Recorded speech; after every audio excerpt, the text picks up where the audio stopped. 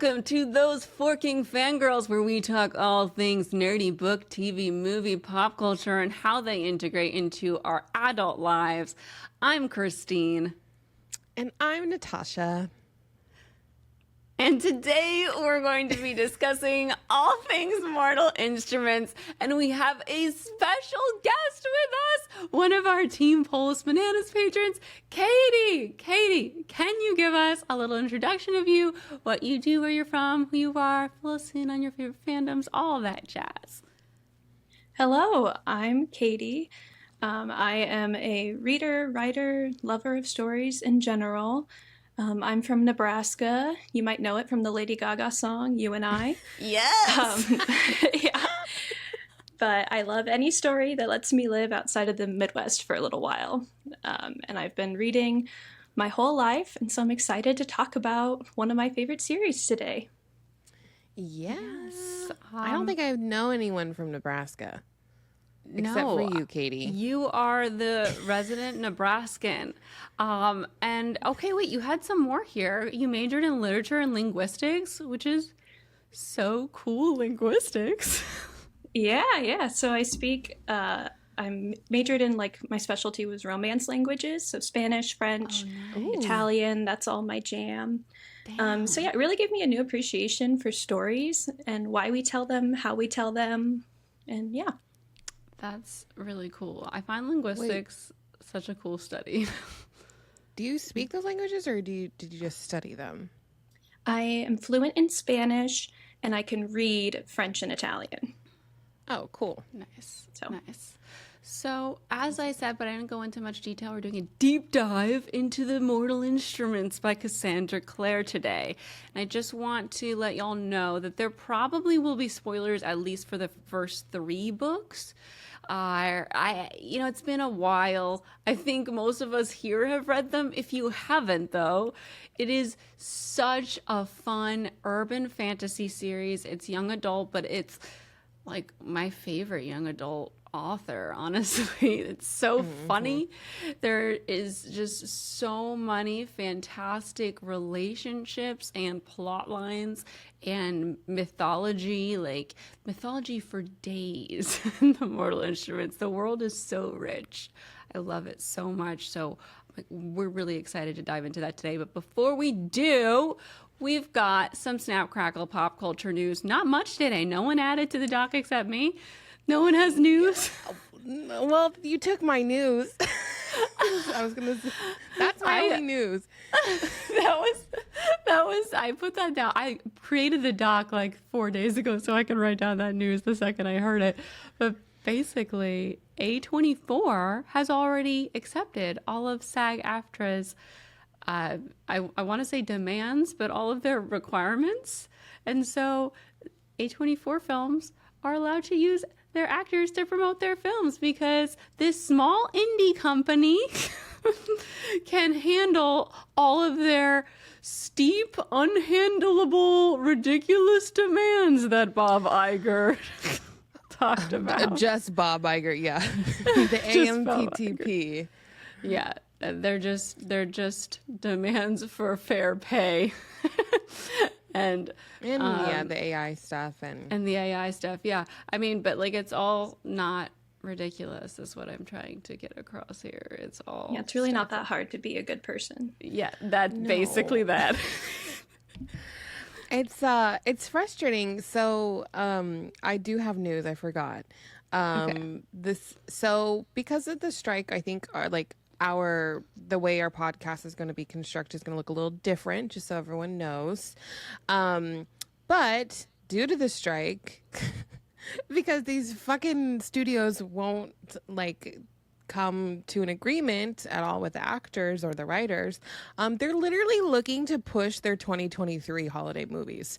So that's a bunch of different titles that are coming. I'm not going to say them so that we can not we're not crossing picket lines, but a bunch of different titles that we thought were safe are possibly being pushed to next year because they don't want to release them within the strike. But it's so frustrating because they have the power to just end this and come to terms and agree, and They're not. They'd rather push their movies out. It's frustrating. I just want to elaborate because you said that the podcast is going to be changing, but didn't really explain. It's just the what right now section. We're kind of pivoting a bit in like what we'll be talking about, so that we're not talking about movies and TV as much, and until the strike ends. And as far as movie-based like discussions, we probably won't have anything about new releases and such for a while. So hopefully the strike ends soon. We hope. We all want the fucking strike to end. We want fair pay for the writers and actors and fair AI rights. All right, last little bit of news that I couldn't not mention on the docket is that I hopped on Twitter yesterday, and it's now X. Elon Musk has changed Twitter to X. And now tweeting is Zeeting, like X-E-E-T. It says how to X-E-E-T on the page. Oh my God, I did not know that. So it's very weird over there. And yeah, I tweeted that every time I come over here, things get weirder. And someone tweeted me back being like, so says X-Teen May. Yes, they've rebranded to me. Rebranded to me. It looks really weird because the iconic little birdie is gone. It's just a X in a black box. It's not cute. It's very corporate looking. It is dystopian. I love the bird. Did the app update? It hasn't updated on my end. Like, I haven't. No, the app hasn't updated on my end either. But I'm sure that it will if he sticks to this dumb rebrand. It's just like rebranding for no reason. just to be annoying, I feel like. Yeah, very unnecessary. And also the colors match Threads. You know how it's like a black and white squiggle? So it's kind of like he's trying to make everyone confused with how close the icons look. I don't know, because the X is like 2 lines each line, you know, so it does have some more than one squiggle per line. I love how this is his idea of how to save Twitter if he's trying to compete with Threads. Change the name so no one knows it anymore. No one will catch on. Well, everyone's going to call it tweets and Twitter. No one's going to adhere to that. I don't know. Or everyone's just going to leave. It's time for the great migration to Threads. All right. We're going to roll. Oh, my God. I didn't do any today in Taylor Swift news. That's what I was wondering. I know. Well, I do know something, but she switched out a song at one of her concerts lately. She switched out oh my God, I'm blanking on the song where she goes home for the holidays. 'Tis the damn season. 'Tis the damn season. She switched 'Tis the damn season for No Body, No Crime and did that with the Haim sisters the other day. So I'm okay with that. That was my today in Taylor Swift news this week. We're gonna move right on into what right now. Natasha, what did you read this week? I'm still reading Icebreakers. It's a very long book. I did not realize it. Like at first you think it's gonna be something, and then it like turns into like this gushy romance book, and I'm like, okay, when's the other shoe gonna drop? So I am enjoying it now. At the beginning, I didn't. But it still like doesn't keep my attention like say like an Allie Hazelwood book, but I still am enjoying it. So I'm not as mad at TikTok anymore for recommending this book, not compared to the other one I read, the Anna Huang book, which was okay. harsh. Christine, what are you reading? I finished Fourth Wing. I almost forgot to put it down, but I saw, Katie, that you read it too. I was like, oh my gosh, I didn't talk about Fourth Wing after I finished it, but I had so much fun and immediately wanted to read the next one. And I can't wait to can't wait to edit my reading vlog, which I haven't been able to because now I have other deadlines happening, but it will go up as soon as those deadlines are over. And I also have been reading Business or Pleasure by Rachel and Solomon and really enjoying it now. I'm in the third act. I'm very close to being finished. I can't wait to sit down and read the rest of it tonight before bed. And it's so much fun. So basically the premise here on Business or Pleasure is there's this, I am comparing him to Styles Stilinski from Teen Wolf. Like, this actor is basically Dylan O'Brien if he wasn't like super successful afterward. He's doing like the con circuit for 10 years after Teen Wolf ended, but there's like a core group of fans that are like so obsessed with the show that he was on called The Nocturnals. And he is the male lead, and our female lead is a ghostwriter, and she is just kind of down on her job because this last woman she wrote a book for didn't recognize her or know her name when she went up to talk to her at her tour stop. And so it was like really humiliating. And so she goes to this bar afterward. She starts talking to this guy. She doesn't know who he is, because she's never read watched any of his show. And so they end up having this nice night together, and they go home together because they've had such a good time, and they do not have good sex. It does not go well.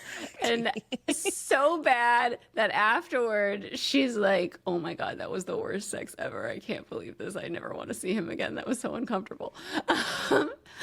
But she ends up being hired to write his memoir and has to go on tour with him to all these cons to work on the memoir. So it's so fun because obviously she ends up telling him that it was horrible, and that's why she like snuck out. And then he's like, can you help me get better? Because she's actually majored in sex. So human sexuality. So it is a fun time. I've been having a great time on my breaks reading it. And I also read Red Rising this week, which was super intense. A lot of war, and it was more plot driven, and I'm like more of a character driven lady. I've heard like the second one's more character driven, which sounds nice, but yeah, it was a lot of war, and it was well written, but it wasn't like my cup of tea in terms of like, where's like romance and like and like character times. I'm like, I just want everyone to like sit around a bonfire and like talk about their feelings and their backstories.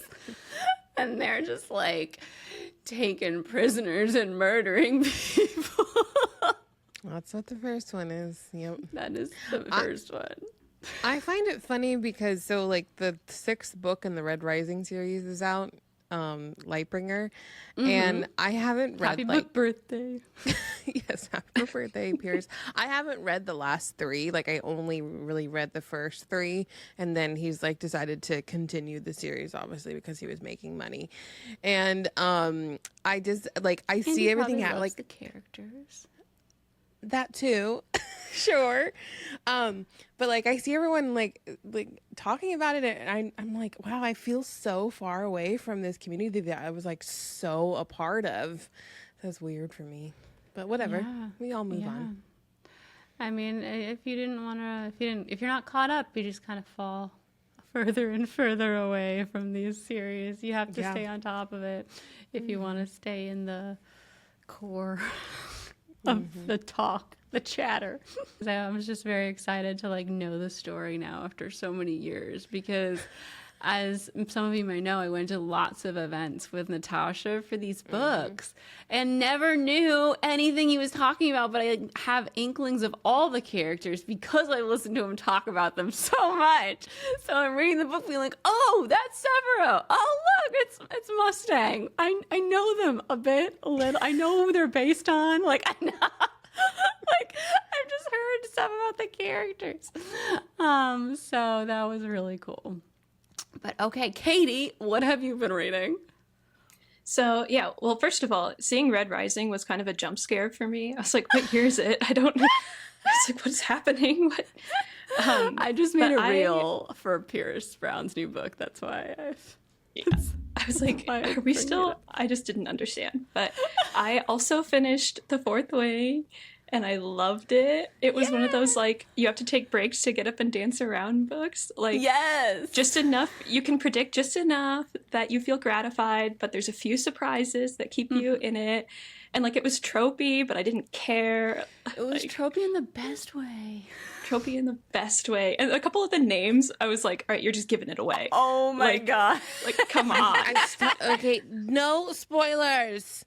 No spoilers, no spoilers. But you know, if this isn't your first rodeo, you know. Yeah. But it was so good. And then right now I'm reading Atalanta, which is by Jennifer Saint, who wrote Ariadne. If you remember, that one was big a while ago. She basically takes, like, Greek heroines or just Greek stories and focuses on the female characters and kind of rewrites it a little bit. And I really had a good time. Sounds really cool. So pivoting a bit to our usual, is there any music y'all have been listening to this week that you're particularly excited about? Katie, you start us off because you went last. Okay, so I am listening to Rin Weaver's The Fool. It's an old album from 2015, but I'm really getting back into it. Nice. And then I think you might have mentioned this on a previous episode, but Maisie Peters' new album. Yes. I'm in love with it, especially You're Just a Boy and I'm Kind of the Man. Yeah. That's my favorite. So highly recommend. Album's so good. Yeah. Natasha, what about you? I've literally only been listening to Billie Eilish's What Was I Made For? I still haven't listened to it. I have to listen to it. Yeah. I just keep listening to it and crying and and trying to sing it.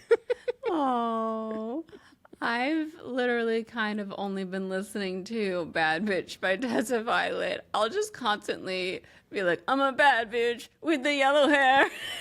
I do. Like, I really like that song. You played it in the car last week, and I was like, oh, I like this. It's so catchy. I'm a good witch. Baby, I don't care. It's like you listen to it once and it's in your head. And also I've been listening to Vampire a lot. Yeah, same. Yeah. They're both just like get me moving if I need to do something. All right. And lastly, have you been listening to any good podcasts this week or audiobooks, or is there a random thing that you tried and loved this week? A product rec? Natasha. I have a product rec. Okay. I have two things. Okay. So the One Size waterproof setting spray. This is by, why am I blanking on his name? Patrick Starr? Patrick Starr's brand, One Size. He has this setting spray that's waterproof, and I used it at a premiere. And then I used it again when Christina and I were at the Grove, and it was hot and sweaty, and my makeup was literally flawless, and because I sweat so much on my face, like it comes from my hair, and I want to get Botox on my hairline so I can freaking get it. Just ruins my makeup. When are you gonna do that? I don't know. I want to come and get one. I want to try. Yeah, I gotta figure it out. But the One Size, it's so good. It's like an aerosol spray, and I spray it I concentrate it literally on my forehead, and then because the rest of my face doesn't really sweat. And then it's similar to a hairspray, but not it's not sticky, but it definitely just locks everything in. And I've never tried anything like that before, because usually once I start sweating, that side tips of my eyebrows go away, and then my bronzer starts moving away from the sides of my face. So I love need that to stuff. try it too. Yes, the thing is, during I've tried a bunch and none of them really work. My eyebrows always disappear. I'm just an eyebrowless lass when you start sweating. It's not even sweating. It's just inside. If I just do anything, it'll hit my eyebrow, and then the eyebrow will go whoop, and I'll have a brown streak up my face. If I hit my glasses the wrong way, it's ridiculous. Mm-hmm. So I'm gonna give her a go. I have one other little random thing. What So is I made it? a whole cake this week Nice. for Video. an ad. Yes. And my aunt, I'm like, how do I make like icing? Like I made like a professional tiered cake, okay? And typically when you make a cake like that, you need like a stiff icing. And I was like, how do I make this where it's like where it keeps its shape and all of that? And she's like, oh, you need to add shortening to it. I was like, what's shortening? Like it's that gross Crisco butter. Yeah, Crisco butter. Anyways, added that to my icing. It was perfect. I like literally made the most amazing cake. So if you're It ever looked making great. a tiered cake, add like shortening to like your icing for your buttercream. Nice. What about you, Tips. Katie? What have you been up to this week in terms of listening or products? No new products that I can really recommend, but I do have a podcast that I listen to that I think might overlap with some of the audience for this one.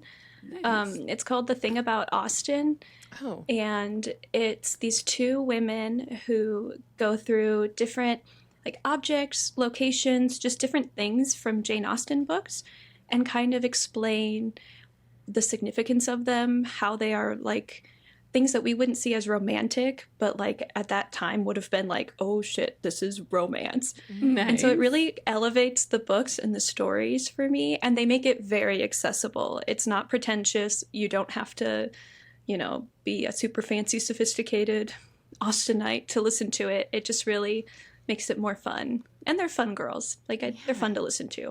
I love that. I love when I love when people come in that love something that you don't necessarily love, and then come at it from a completely different perspective that you've never looked at it before, and completely change your mind. Like John Green did that to me with The Catcher in the Rye and The Great Gatsby. Whenever he talks about them, I'm like, huh, I guess that is really interesting. And I just wasn't looking at it from that perspective. And that's what it sounds like this does for Jane Austen things. They talk about really cool. board games and how there's sexual tension with the board game and the significance of an umbrella. And you're just like, Nice. oh my God, I've never thought an umbrella was hot before, but now I do. I've always thought board games were sexual tension in all games. I'm on the same page with Jane. All right. Oh, wait, I didn't say mine. Mine is I've been listening to The Honeymooners by Christina Lauren has a sequel coming that's audio only called The Honeymoon Crashers. It's being released on digital everywhere you listen to audiobooks, but it's just an audiobook and it's really well produced. There's background noises and a full cast. Harry Shum Jr. plays the lead guy. And the lead lady's really good too, but she's just not a known actress. At least I didn't know her. And it's so funny, like everything that Christina Lauren writes, and so much fun if you've already read The Honeymooners. It is about her sister, because it's their wedding, right? And her sister is planning it. And during the planning, she meets somebody, and it's super fun and cute. And I've just been having it on while I'm doing the dishes and, doing my chores around the house and having the best time and laughing out loud. So highly recommend. I'm not sure it's out yet. I think I might have gotten an ARC listener, but yeah, it should it's be not out yet. soon. I think it's coming out soon. I feel like they just announced it. I just got an email about it. I mean, I got the email. No, because they can't just announce it when they've already got it all ready. I have a full audiobook, so it can't be that far off, right? We'll see. We'll Google it and put it in the show notes the date that it's coming out, but I highly recommend it when it does come out. Super fun, super lighthearted. It's a good time. All right, we are going to move on into our main discussion about the mortal instruments, and I'm so excited. But before we do, we got to take a second to thank all of you who are listening out there right now. If you aren't already, we would really appreciate it if you followed the podcast for free on your favorite podcast app, or if you're watching us on the YouTube channel, youtube.com/@those4kingfangirls.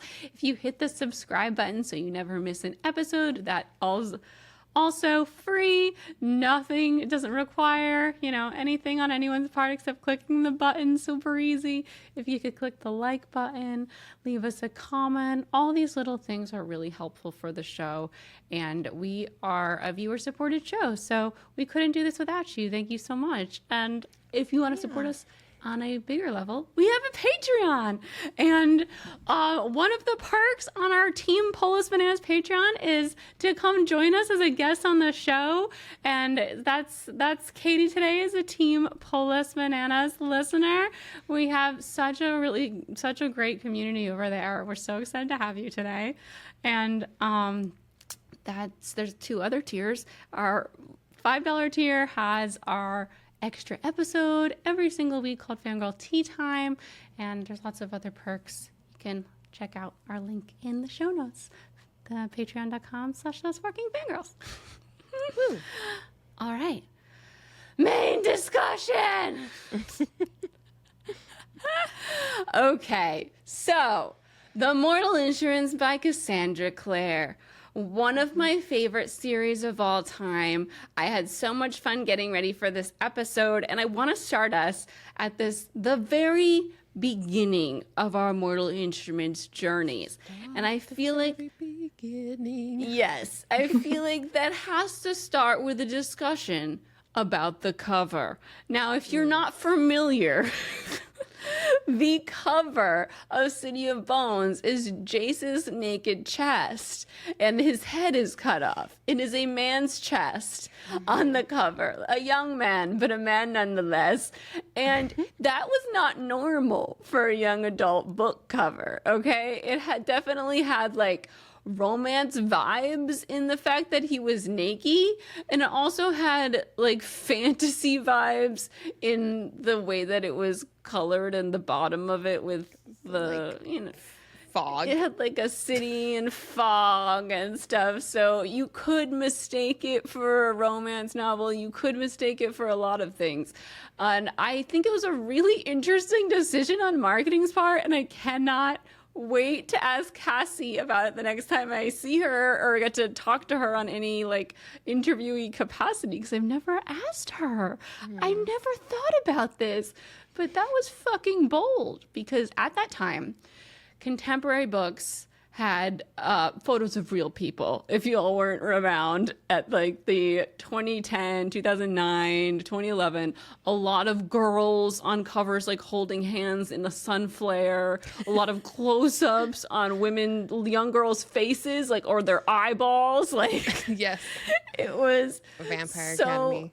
Yes, Vampire Academy covers with the faces. They loved a good girl face close up. They loved a good like shot on a bench. Like Anne and the French Kiss used to be, them sitting on a bench, a real photo with like a photoshopped Eiffel Tower in the background. Like, oh yeah, Sarah Dessen covers. Emily says, yes, lots of like girls running or doing something. That was the trend. It was not illustrations, and it was not nakedness. Well, or like the Twilight trend where it was just the black covers with an object. Black cover. Yeah, with one object with a spotlight on it. So this was against the grain. And after reading Outlander, like I feel like Outlander started that was like just an adult book, but it was just a colored with an object. Yes. Everything's just like a color with an object. Yeah. Well, that was minimal. The 80s too, right? Like, was that the 90s. Original cover? 90s. Was that the original cover from the 90s versions? I have the original. Yeah, I think so. But yes, it was like a burgundy cover with a desk with items on it. Yeah. So, City of Bones came out March 27, 2007. Do we think that City of Bones initially gained footing because of its weird naked man cover or despite the weird naked man cover? Katie, start us off. Oh, for me, it's despite. That cover is the bane of my existence. The way I had to dodge and hide it and make sure no one saw me reading the Naked Man book because it was like, because I was in middle school. And so it was very like, I don't know, everyone was looking at what you were reading and making sure it was scandalous. It was so scandalous. And I would bring it to school. And I would like have to hide it under my pencil bag or in my backpack. And I would make sure to like open it all the way and lay it flat on my desk so no one would see it. I was like making sure no one was looking. I was so embarrassed. Did you have soft cover or hardcover? Hardcover. I think I got it from the library and they had the hardcover. Nice. Oh, so you couldn't take off the jacket because of the library? No. I also feel like like despite the cover, I felt like it was a boy book. I didn't feel like it was like a girl book or like a romance cover. It was very reminiscent of like I Am Number 4 and like Maximum Ride. Like those are the vibes I got from it, and I feel like that's the direction that maybe they were trying to go. I don't know. I've never seen a Maximum Ride cover. I cared about it at least. I mean, I've seen it and it's just gone. Whoop. I feel like someone when I was in high school tried to give me the book, and I was like, no, I don't think I'm gonna read it. Like, Katie, do you have thoughts? Oh man, not enough time. Not enough time to discuss. But yeah, Maximum Ride is a time capsule. There was a movie, I know, and I've never laughed so hard. It's not supposed to be a comedy. I was hired to promote that movie, and I watched it, and I was like, it's still an inside joke with my friends to this day. oh my gosh. So I never read any of those Maximum Rides. And what was that other one you compared it to, Natasha? I Am Number 4. Oh, I Am Number 4 had like a close-up of a boy's face. Did it? Did it not? I feel like, unless that was the movie tie-in, it was Alex Petterfelter's face close up. I don't know. That book didn't hold my attention. I read 50 pages and put it down. But City of Bones, I mean, I picked it up once Stephanie Meyer posted about it on her blog, of course, classic, and I didn't read it for months not because of the cover. I literally didn't even clock the cover. I was like, Cassie did the blurbs. And I'm going to read it. Stephanie did the blurbs. I mean, Stephanie did the blurbs. Oh my God. Just said that backwards. Yeah. Stephanie did the blurbs, and I'm obviously going to read this. It's just a matter of when. And when I was reading it, literally didn't see the cover at all. I literally never thought it was weird until I like started making fun of it in videos. But when I was reading it, I didn't clock it at all. I was just so excited to read the story. And I eventually picked it up because one of the Twilight podcasts I was listening to, which was like Women, Wine, and Vampire podcast. I forget what all it was called, but they did a book of the month every month, and one month it was City of Bones. And I was like, oh, I have that. It's time to read it. And so I don't know if it was despite the cover. I guess eventually it was despite the cover, because when I was trying to get other people to read it, I'd be like, don't pay attention to this, because eventually someone pointed out that there was like a naked man on the cover, and I was like, oh yeah. That's you had to preface it with, it's actually really good. It's just Jace. He's really hot. I didn't know it was Jace on the cover. Like that didn't even cross my mind for the very longest time. I was just like, okay, they're trying to show like runes on the body. Like, okay, got it. But I never saw the runes either. There's I just saw nipples. I was like, oh my God. I remember being like, oh, look, it's in New York City. That's the backdrop. Also never I didn't noticed even see the city. Nope. It's just this yellow man. Yeah. Literally. I think I talked about this in the last episode, He's but gold. I do remember so I went to Borders, and one of the employees actually told me about it because I was always there buying new books, trying to find like the next Twilight, but I was only getting like the Sarah Dessen contemporary stuff. And she's like, why don't you try this? And like Stephanie Meyer blurbed it, and she had like a whole table of all the books, and I was like, oh, okay. Ow. I'll read it.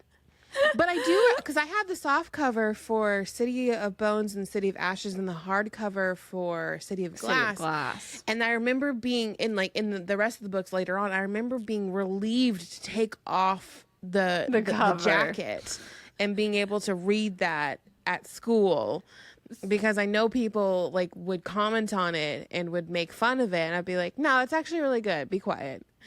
See, I never took off the jackets. I didn't even think about taking off jackets until I was deep in the booktube community and I saw people took off their jackets all the time. I was like, why would you do that? That's my built-in bookmark. Yeah. But yeah, I had the soft copy of City of Bones. It's so worn and the cover is ripped, but I still have it. I remember I would like just read it in those times where I was anxious, you know, just like pick it up because reading about Jason Clary made me feel better. Like they were my ultimate OTP. And as soon as it was weird once I think the second trilogy started coming out, so that's City of Fallen Angels, City of Lost Souls, City of Heavenly Fire, they randomly re-released City of Bones as a hardcover with the original cover, and the second I saw it on sale, I was like, oh, I need that. My shitty paperback is a piece of shit. And then they never did it with, like, they never re-released City of Ashes that I saw where I could get the hardcover version. Oh wait, they did. I have it. But I thought they were gonna do it. I don't know. I thought they were doing a full re-release of like the books at the time. Whatever. Now that I'm thinking about it, I'm getting confused. I have them all in hardcover. So, but no. Now they have new covers. Yeah. Now they have new covers, and you can't get the original covers, I don't think, in hard copy anymore, which is sad. I love the binding of the new covers, but I don't care for the front. Yes. I know. I like the OGs better because they're just like, they're so campy now that they're great. You know, I've gotten used to them and I love them. So, okay, I wanted to talk about how you guys finally read it. So what made you pick it up? Like, what was the podcast for you? Katie? Okay, so one of my best friends read it first. We were in like a friend group of readers. And so usually one of us would find a book and then pass it around, and it would be like our thing for a couple months. That's awesome. And so she told me about it, and I was very reluctant because I was like, I'm not like other girls. I'm not going to read the naked boy book. Like, that sounds like romance. And then I read it, and I was like, maybe I like romance. But yeah, I read it in middle school, which was a few years after it came out, I think. But I loved it. Yeah. Natasha, why did you pick it up? It wasn't that you'd pick it. Did you read it right after that Borders employee? I think I did, because I saw Stephanie, like I saw the blurb and I was like, okay, gotta read this now. I do distinctly remember reading it during like summer break, because I remember reading it like by the pool and like falling asleep, like reading it, staying up late. So I think I read it like that summer City of Glass came out. Me too. Yeah. And like, I remember distinctly talking about it to like my high school youth group leader at church. And she's like, what have you been doing? I'm like, I've just been reading and like staying up late. And I was a weirdo, but I highlighted every time Cassie used the word Twilight. Because I was just so in that like mindset of like I was like, I gotta read it. I love Twilight. Twilight is everything. So like going back through my old copies, you can see every time I highlight Twilight. She uses that word a lot in the book. I know. Well, I would clock it as well, of course. Same page. I would like make note to talk about it in all my book talks when an author mentioned the word Twilight / like, nice reference. Quote Twilight reference. Yeah, I feel like it came out, what, 2009? I feel like I read it. Yeah, summer of 2009 I think was City of Glass. Yeah. Yeah, because that was also the summer I did Comic-Con. Like, I was a crazy fangirl. I was all in it. Yeah, I distinctly remember reading City of Glass at the beach, and I was on a trip to my best friend's aunt's house at the beach, and so she was like kind of trying to talk to me all the time, and I was just like, hold on. Shh, this is important. Nothing makes me angrier than someone interrupts me in the good part of a book. I'm a monster. I know. And I always, like, that just happened constantly. I feel like that was my whole life in the summer, like, trying to read something and, like, somebody trying to get me to put it down. All right. So I want to talk about the first impressions reading City of Bones, because for a lot of people, I think they didn't fall in love with this series until at least book 2. Like, book 1, a lot of people were like, you have to get to book 2.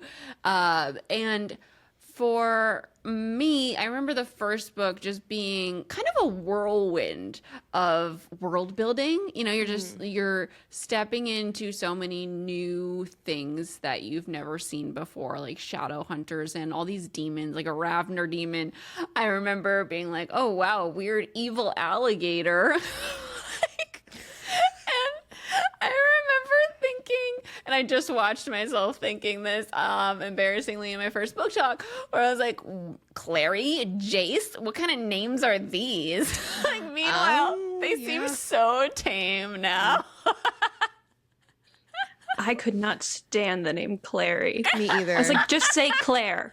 Just be Claire. Clary. It's Clarissa. That's no excuse. It's just like in the summer I turned pretty when she's like, Belly. Belly. No. That's worse. That's much worse than Clary. Oh, yeah. But that's why you bring it up. I feel like The Mortal Instruments was my first introduction to like major world building. It was like the gateway to full fantasy because it was urban fantasy. Yeah. I mean, Harry Potter had a lot of world building as well, but it was more. That. Oh yeah. At that time. Yeah. But it was a slow build, the world building in Harry Potter, and I think with the Shadowhunter series, you feel like you're thrown into it a lot faster because Clary gets thrown into it, whereas Harry gets like a letter, and we get slowly pulled to school. Yeah, I think also with Harry Potter, like, even if you don't read the books, you know what a wizard is, you know what a witch is. But with this, I'd never heard the term Shadowhunter before. I didn't know what a demon was, but I didn't know what a demon hunter was. What was their what is their biblical term? Nephilim? Nephilim. Thank you. Yes. Nephilim? I was Nephilim. I was at Bible study with my grandma, and we were going through, I think, Genesis, and this was like well after like the books came out, and my grandma was like, "Wow, did you know that about like when the angels came down and breeded with humans?" And I was like, "Yeah, I know all about it." Nephilim. It's in this Bible spin-off. Yeah. Bible spin-off City of Bones with the naked man. You want to read it? Oh my god. The way that if I had tried to bring up the demon book in my household, no way. No one knew what I was reading. They would have never let me read it. Yeah. I would preface, like, don't let the term Shadowhunter scare you. It's good. It's really good. Shadowhunters, I know it sounds dumb. I'm like, it doesn't sound dumb. Why would I just was so afraid of everyone scoffing at the books once I started talking about them all the time. And that probably has to do with the covers. Then it like tracks back to it because you eventually realize people are like, oh, naked man cover. Yeah, not a lot of depth there. Bodies with cut off head covers. Why would you read those? So I would preface everything with like, it's not stupid. I promise. This isn't stupid either. Yeah. You have to just like read it. It's awesome. Like totally so good. I remember being like very obsessed with the vibe of the book because it was the first time I like after I was done, I made like a whole music playlist. Like it really brought me back to like 2004, like emo Natasha listening to Evanescence. I was never really emo, but And like and I loved like all the the black leather and the gothic architecture. Like they lived in a church, and it was so different than, you know, what we were reading, which was like Twilight and Forest. It was also so funny. I love Cassie's sense of humor. And I remember when my senior year of college, I was trying to get all my roommates to read it. And my friend Julia read it. And she was like, no wonder you like these. She has your same weird sense of humor. I was like, she was like, and that's where the lamppost joke came from Again But Better, because I had made a lamppost joke randomly, and she was like, she literally has jokes just like that all through the book. And I was like, really? That's why I love her so much. She's so funny. Yeah, but like all of the comedy is peak. Go ahead. No, I forgot about how funny it was, and how it was so different, and I was like so intrigued by everything. And also, I realized was my first introduction, I think, because I was like a sophomore in high school, to an LGBTQ plus character. Like but everything I was reading was very heterosexual, and I was like, oh my gosh, wait, this is so cool. Yeah. It was revolutionary. Yes. Yeah. And I don't think we talk about it enough. No. And like that was unheard of. Yeah, no, I had never read a gay character. Like, and I just rewatched my first book talk, and in it there's like me saying, what did you think about Alex being gay? Because I never saw that coming. Like, and then I'm like, not that it's fine, obviously, but like, I just didn't see it coming. And I didn't see it coming because I've never read about an LGBTQ character. And so like it's so important to have all different types of characters in different books, so you just like know about different types of people and can empathize and like see from their perspectives and all that stuff. Everything was so heavily heterosexual that it was like a shock. Yeah, and I think she handled it all really well. Yeah, no, definitely. And her books just got more and more diverse as we went along. And I think it was, again, one of the first books series that I saw doing that in our YA world. So, and it was like so new that you didn't even really clock that it was revolutionary because you were in it. Katie, you have something here about how you cared more about the romance than the plot.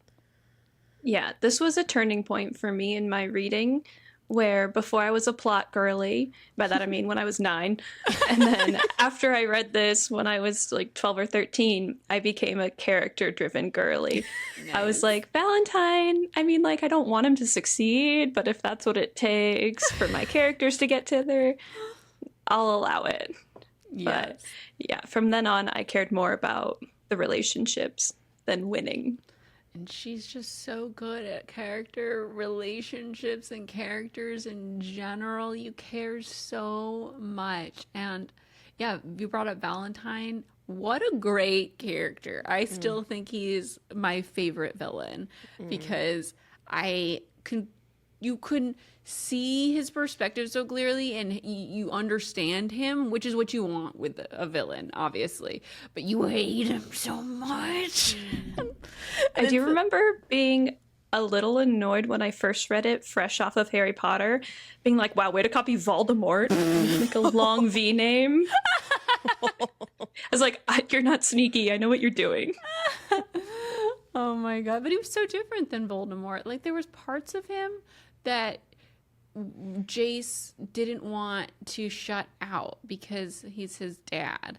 And that aspect of it is so morally gray and interesting because it's so hard for a son to completely shun their father, especially when he's all he ever know growing up.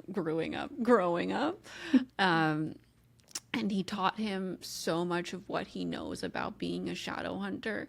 And I loved that dichotomy with the two of them through the whole first 3 books. And it's part of why City of Glass is so compelling because there's so much going on with the father-son relationships between the trio, the quad of children and father. Yeah. All the father figures in the book. Yeah. I wanted to... Okay, let's talk about Magnus. Because I loved Magnus after the first book, and I've realized this as I've gotten older and like analyzed all my favorite characters. Like, I'm a sucker for the wise one who's always there to basically like save everyone from themselves. The dependable one, yes. The babysitter. Especially if they're really funny. Yes, Steve the babysitter. I fucking love him. But like, I was Dumbledore's girl through and through, all through Harry Potter. He was my favorite character. And then, of course, I read these and I'm like, oh my God, Magnus is the best. Like, he is the old man of City of Bones, except that he's hot still because he's a warlock. Love that loophole. Yes, and he's also the first bisexual character I've ever read. Like, literally, like so. But I didn't think anything of it at the time. Yeah, no, me either. I was like, yeah, it's Magnus. I was like, oh, that's cool. And just kept reading. But yeah, iconic for the time this was released. Yeah, he's so cool and layered. And I remember being like, oh, wait, he likes makeup and like nail polish and cool clothes. Like, I love this. Spiky hair. And he's so fun. And He's it's like so witty and smart and clever and fun. Well, it's like you think because he's a downworlder that he's not going to be on their side, but he always is on their side. And that is what makes him so lovable.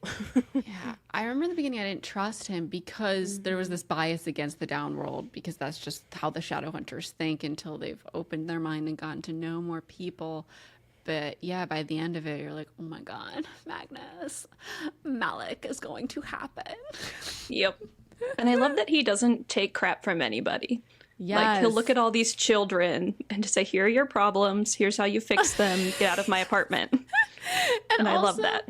I love that he's also super empathetic. So even though he puts on a really tough front sometimes, he really cares. And even though he won't maybe say that he's going to be there to help, even if they mess up the, whatever he told them to do by themselves, he is there. He's going to help. He's going to save them, even if it means like saving them at his own expense. And that's like the sweetest.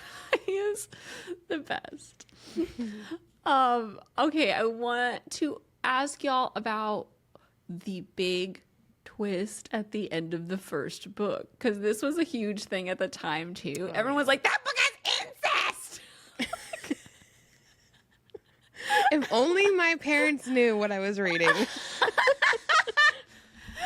someone said that, I'm like, are you dumb? Have you never read something before? Like, they're not going to be brother and sister. But like, it's called a plot device. I know. What was your reaction? Did you guys, were you all I'm just like, okay, Star Wars, like Luke and Leia, but not like I knew it. They weren't. I just was like, this is frustrating. But wait, is it true? I don't know. It seems like it is. What the heck? I was like, nice try. You can't fool me. But then it gave you a puzzle to work out. Like, okay, obviously they aren't really siblings. So then who really is their parents? Yes. But yeah, it just gave me one more thing that I had to preface the book with. Like, ignore the cover. And I know the ending is weird, but just like move on, use your big brain and get over it. Yeah, I've never shipped incest so hard because like we knew it wasn't real, and the whole it's not incest. The whole second book I was like, just kiss. I was like, I won't judge, it's okay, I won't tell anyone, just like, do it. Not brother and sister. Don't you guys know that this is just a plot device, you too? Idiots. Not a Ravenclaw in sight. I know. so many Gryffindors. It's ridiculous. Yeah, Clary's Gryffindorness, I think you mentioned this somewhere, Katie, in the dog, but like was so annoying how Gryffindor she was in the first couple books. There's one scene that I don't know if it's in the first or the second trilogy that just is burned in my head as secondhand embarrassment when I think Jace tells her to hide or something because she's useless. And then she like hides behind a plant or something. And the enemy's like, oh yeah, she's right there. And then she's revealed. And I'm like, oh my God, couldn't be me. It's so embarrassing. You're a liability. Yeah, because she's not trained yet. So she's just like always getting into near-death experiences anytime she tries to help. There's this one scene burned into my mind from City of Fallen Angels where he's like, she's just starting training, I think. And he's like, please stay home. I'm going to like investigate this. And then she goes to like Lilith's Church of Dead Babies by herself. And I was like, oh my God. This is the dumbest thing you've ever done. Yeah. And she never thinks she's dumb. She always thinks she's right. Yes. And I think Izzy has to save her. I forget.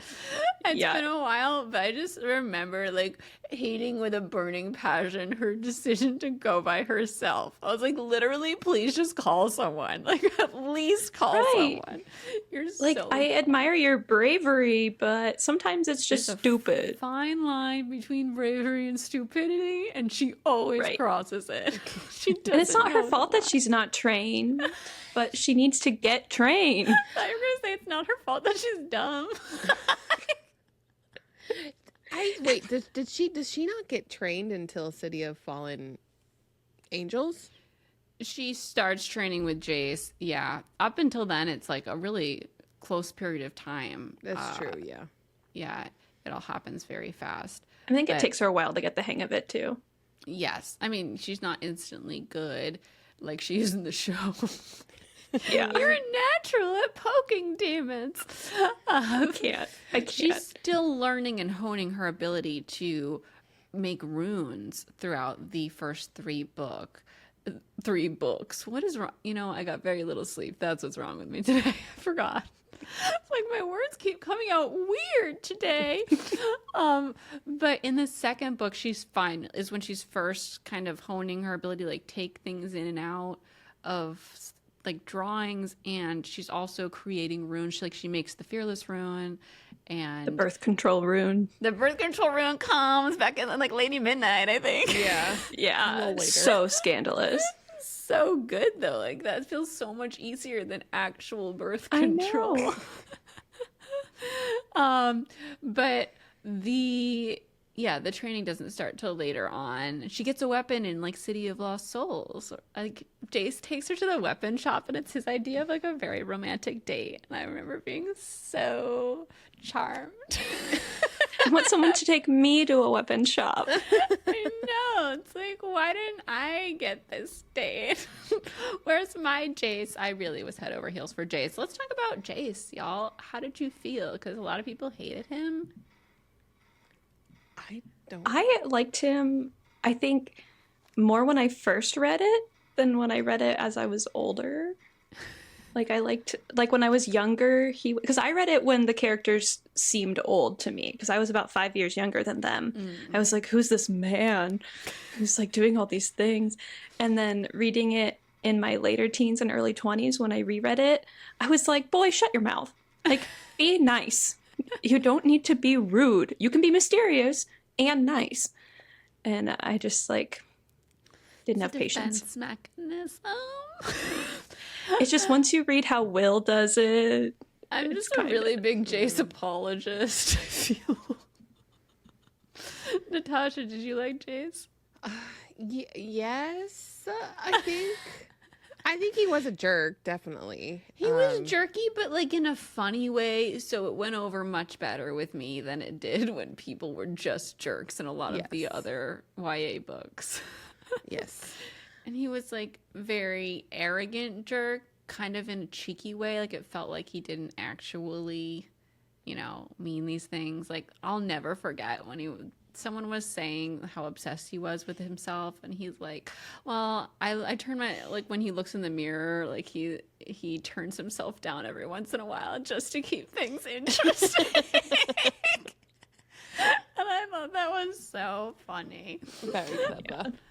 Very funny. Let's talk about the scenes that are burned into our brain, because I think we all have like these moments from the Mortal Instruments series that you just like can pull out at any second and reference because they impacted you so much. Katie, give us one. So I remember, I think it's either Simon or Clary who says, I take my coffee black, like my soul. Yes. And I thought that was the Iconic. coolest thing for someone to say. I was like, ooh, I don't even drink coffee, but I want to drink it black. And now whenever I put creamer in my coffee, I'm like, not like my soul. I hope So that one sticks with me. Yeah. What about And Natasha? Oh, go ahead. I was just gonna say, do you want me to go through all of them? I was gonna rotate around. Okay. Yeah, if that's okay. But we could do if any of yours like flow into each other, go for it. I like distinctly remember Clary's green coat that she gets right before she portals to Alicante. Of course, you remember the coat. I just wanted to see it so badly in like the movie and the show, and like, I want to see someone create it. I guess I have to. I where's the forgot coat? about that coat till you just mentioned it, but you should make it Clary Yeah. cosplay. I'll give it to Sasha. Here. yes, dress up Sasha. Christina. I always think about, this is the first time I heard a joke like this, and I know like there have been other jokes, but this was back in obviously 2007 in City of Bones. But Luke is talking to Clary's mom, and Clary's there, and Simon bursts through the door, and Luke's like, Jesus! And Luke's like, and Simon's like, actually it's just me, although I've been told the resemblance is startling. Oh, yeah. That's a great part. Classic. I think that was the first time I lulled reading City of Bones, and obviously I was at the beginning and I was in after that. I was like, this is funny. Again, scandalous to me as a child. The Lord's name. In vain. Yeah. How dare he impersonate The Jesus? series really opened a lot of doors for me. It really did, yeah. Oh my God, Katie, what else for you? There's a scene that is also, it's like the random ones that get burned into my brain, but it's right after Simon and Clary try to start dating, and Simon shows up and is like, hey babe, and Clary gives him a look, and he's like, just trying it out, no? And she's like, no. And I vowed at that moment not to be a babe girl. I was like, I will never call anyone babe. I don't know why. Thought I would never call anyone babe, and here I am, like, sometimes calling Bellamy babe. Oh yeah, I call my cats babe. I call for him sure. everything in the book, like sweetheart, and like all these things that I hate if any man called me. Calling my dog honey. I know. Yeah. Hi, honey. I think I blocked out everything about Simon and Clary being together. Like, I Me can't too. remember any of the It details. felt wrong. It was. Like that felt like the brother-sister Siblings. relationship. Yes, Yeah. it did. Oh my God. I think, Katie, you mentioned how you'll never forgive Simon's mom.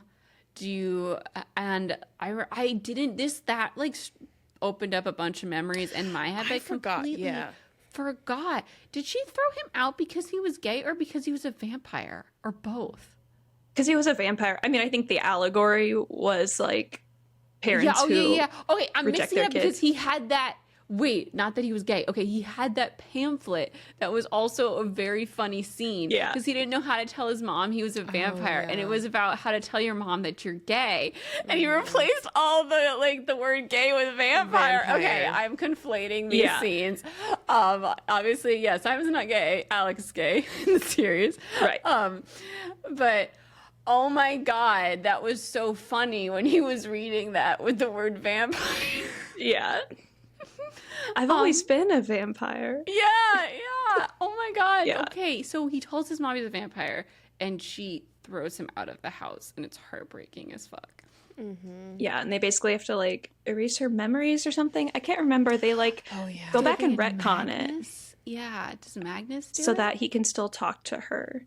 I don't remember, because it kind of like I don't remember the logistics. Yeah, the storyline. We don't really see his parents again. Yeah, I just remember being book very two. sad for him, and he had to Yeah. like crash on his friend's couch. Yeah, It was very sad. At like one of his bandmates' couches or Claire's. Yeah. Okay, I have to reread City of Ashes because that book is really good. I feel like I always used to say in the beginning, like, you have to get to book 3 because book 3 is phenomenal, but book 2 is really good and has so much tension and so much fun stuff and heartbreaking stuff. Yeah, like speaking of City of Ashes, like the one that is like ingrained in my mind is the very end when like Simon and Clary are on the boat and then the sun is about to rise and like Simon's gonna be toast. Like he's bye Simon. There's a lot of bye-bye Simon in that book. He dies like 10 times. Yeah, he does. And I just, that scene is ingrained in my head, just being like, oh, no. Like, that's like the first time I'm like, wait, no, Simon cannot die. Yeah. Well, before that, Simon gets his throat slit by Valentine and he's completely drained of blood. Yes. And that was horrifying. And then Jace lets him drink from him. The bonding between Jace and Simon is my favorite thing throughout the Mortal Instruments series. So Cassie is a master of the love triangle, octagon, parallelogram. Like, she does so much with that. And we wanted to talk about like her love triangles and how they affected your reading experience. Katie, can you bring us into this? Yeah, so I kind of mentioned this in the doc, and I think it's kind of a random tangent, but like there was an era where the love triangle, you had main girl and then blonde guy, brunette, and it was always the blonde guy. It was like PETA, or I wrote Warren, but I meant Warner from that one series. From Charmy. And then Jace. So like as soon as we got the character description and his name was Jace. I was like, all right, this guy's end game. But I didn't dislike Simon. I just disliked him for Clary. And I think that was kind of revolutionary because usually they try and make you hate the other guy or they make him like commit war crimes so that you have no choice but to root for the good guy. But this one was a little different. Yeah, and that was unique and iconic for the time, and Cassie continues to deliver on these crazy iconic love triangles again and again. And yeah, I didn't really like, since we're so distracted by the best love triangle of all time, There's so many. Will and Tessa and Jem, you forget how great of a job she did with Simon and Clary and Jace. Well, that it wasn't even just them. It was like Alec. It expands. Yeah. Oh yeah, of course. Alec, and then Izzy with Simon and Maya, like Kyle. It just keeps expanding. But the core Meliorn. love. Yeah. Meliorn. The core love triangle, you never saw those two guys bonding and becoming friends before that. Like, there were so many YA series, like you were saying, Katie, where we hate the other guy so much, they're just kind of pushed off the grid. And even with Jake, I mean, eventually they're civil, but it takes a long time for Edward and Jake to be like friends. Like, would we call them friends? They're not. They're not. He's like a father figure by the end. Yeah. Like, the bonding of Jason Simon specifically in City of Fallen Angels is my absolute favorite, and it is so fucking funny too. Like, it's so good. And it starts really with Jace being like, drink from me. And he's like, I might kill you. And he's like, no, it's fine. Just do it. Yeah, the only thing I love more than a hate to love romance is a hate to love bromance. Yes. Yes. Oh my gosh. All the bromance stuff with like Jace's mangoes. Like, I don't remember the specific. I remember that like Simon and Jace went grocery shopping and it was my favorite thing. I forgot. Yeah. Yeah. During that time where like Simon accidentally is exploding people into pillars of salt. Well, they're I know we're talking about the three of them, but like I do distinctly remember like Alec. It was like Alec, Jason, Clary, and that's why Alec was such a fucking asshole in the first one. Yeah. Because he hated Clary because Jace was interested in her. Yeah, and I guess that's also why it felt like such a big shock to me that he was gay, because we're so programmed to look for the love triangle for the girl, you know? Mm-hmm. And he was, like you were saying, Katie, the stereotypical, like, dark-haired guy that was being an asshole, like, stereotype from the other books. He just looked like them. So that when we found out he was in love with Jace, it was like, whoa, that never happens. But because so quickly we find out he has a crush on Magnus and we're shipping him and Magnus, I kind of forget that there was any love triangle at all there at any moment, at any time. Because we get distracted by like such a cool love interest very quickly for Alec. Yeah, she wrapped that one up pretty quick. Yeah. So what would y'all say is the best Mortal Instruments book of the 6 Mortal Instruments City of Glass novels? Yes. City of Glass, yeah. Yes. City of Glass is by far, I think, I mean, it's one of her best books ever. It's just such a perfect finale, even though it's not a finale. It is a perfect, satisfying finale. It sets them up to, you know, start many, many character trilogies, but it's so satisfying because we get that sweet, sweet, you're not brother and sister confirmation. I also the think the clouds broke. Yes. Finding out, though, all of the little twists and turns was just so satisfying, and also just like, like, one of the scenes that sticks in my mind is when Sebastian and like the black dye is dripping off of his hair, and you're like, what? Yes. Like, you're just like, and then you don't even like he at first he doesn't even reveal exactly who he is at first, and then you figure it out. It like that scene sticks in my head so much. We get actual incest. Yeah. Just a little bit. Just a little, and then he tries to incest some more in all the other books. Yeah, and you're like, whoa. I can excuse it with Jason Clary, but this is too much. I had forgotten that he had his hair dyed at first, and when I reread it just like a year ago, and they said, oh, there's that dark-haired guy, Sebastian, and I was like, who the hell are you? That's not Sebastian. That's not what you look like. And then I remembered after a while, but I had forgotten. Yeah, no, because you initially picture him with dark hair. It's hard to ever change it because the whole book basically, you're like, okay, this is what he looks like, and then he turns into what we know. I hate him so much. I hate Sebastian with a fiery passion. I think he's my most next to Umbridge, he is my most hated villain of a book series of all time. Yeah. Yep. Like, he's so disgusting. He just gets so much worse as we go along. And there was, you know, she does the redemption scene in the very last second, and some people like to be like, well, like, I love Sebastian. He's, and I just can't get on board. I can't.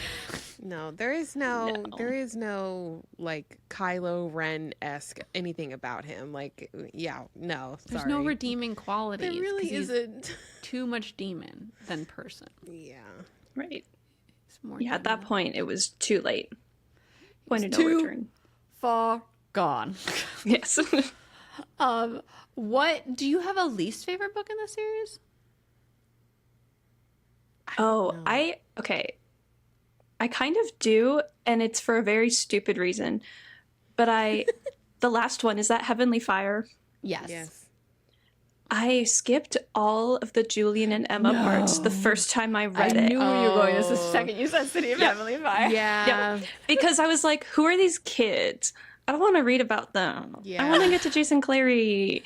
And so I would skip all those parts.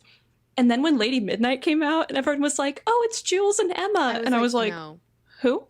Oh my don't remember. gosh. Well, that's essentially why I didn't read Lady Midnight at first, because I was so annoyed with whatever I had to read in City of Heavenly Fire. I was like, Oh nah, my god. shush. You people who skip sections of books, like I can't even comprehend. I can't even begin. This to, is like, the only time. No, I've never I done that think about before. that. I skipped like all those parts in Fangirl. I was like, I just want to get back to the romance story. Oh my gosh. It's just like you can, like, the author puts so much thought into however they're like putting together the story, and you can miss so many key moments that they're hiding within these Okay. chapters. Yeah. Didn't you skip Jake's part in Breaking Dawn? No, I tried to, but didn't have the heart. I skipped went back it when and read it. when I reread. I would skip Jake's part because I'd be Oh, like, there I you don't go. need this. But I already read it. I already went through Jake's part with all his angst. I put in the work. I put in the work to be able to skip. I don't know. Yeah, I don't think I hate anything. I feel like people hate City of Fallen Angels, right? Or City of Lost Souls, one of those. People hate City of Fallen Angels, and I think it's a lot because a lot of people at that time had this sentiment like, "Ugh, she's doing 3 more books. She should be writing something new. Like, I've had enough Shadowhunters." And I was sitting here like, what? It was so, City of Glass is so good. Why would she throw away this amazing world she's created to start something new when there are so many stories she still hasn't told in it? And we had gotten Clockwork Angel at that time, and Clockwork Angel was so good.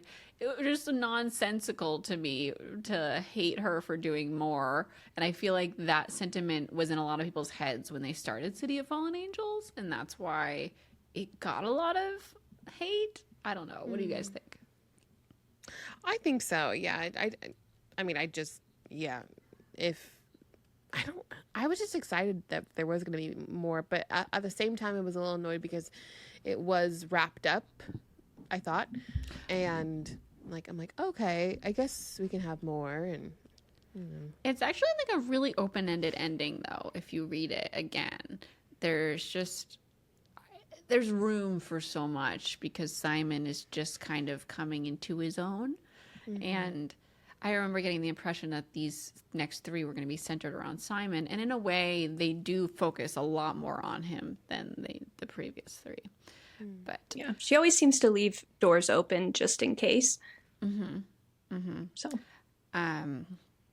yeah, I read City of Fallen Angels rapidly. Like, I was at work and I had my iPad propped up in front of my computer so that it looked like I was looking at the computer and I was reading City of Fallen Angels. And it was amazing. I had the best time reading it, and I did my book talk like in the bathroom at Study Abroad. I filmed because I shared a room with 3 other girls, so I filmed in a bathroom. It was a good time. yeah, I think I was just way more interested in the infernal devices by that point. oh yeah, that's I was right. like, more will, more will, Yeah. more will. I didn't want to go back. I was like, guys, they're all gonna tie together. You don't understand how she writes. Can we talk a little bit about like when we fell in love with the series? Yeah. Is there a specific moment you remember? Yeah. Okay. So I saw what Katie you wrote, and I was like, okay, I didn't think about this, but Izzy was like the first female in a fantasy like action adventure story that was allowed to be feminine and allowed to be obsessed with girly things, but also could kick butt and was hard and complicated. And we got some of that with Alice, but not really, Yeah. like Izzy was so very complicated and like just loved being feminine that was the first time I'm like, oh my gosh, wait, like, because there was always a part that you had to, back then, like, as female characters, they had to demonize that femininity in them to make them seem strong or capable.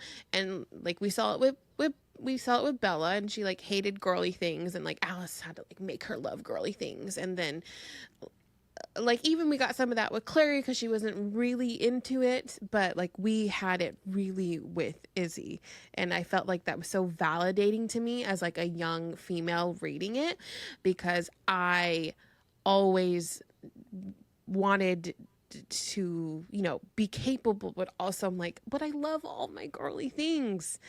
And I don't know, that's what Izzy made me fall in love with the whole series, I think, because I just loved her story and her arc.